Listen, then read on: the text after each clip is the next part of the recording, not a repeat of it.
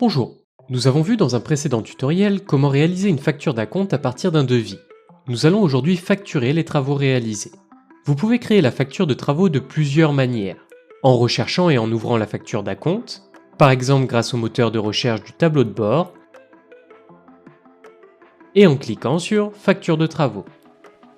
En recherchant et en ouvrant le devis, par exemple depuis la liste des devis, et en cliquant là aussi sur Facture de travaux.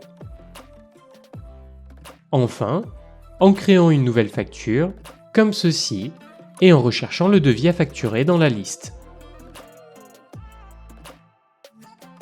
La facture est automatiquement remplie avec les données du devis.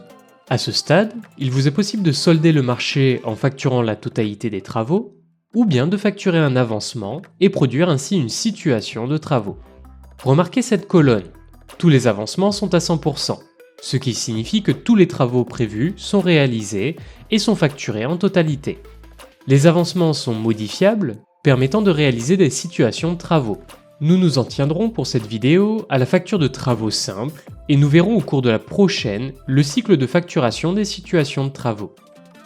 Dans le pied, on s'assure que le montant du devis est bien identique au montant des travaux réalisés.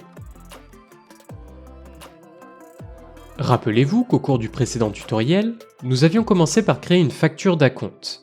N'étant pas comptabilisés comme du chiffre d'affaires, les acomptes doivent être déduits de la facture de travaux, c'est ce que nous retrouvons à ce niveau.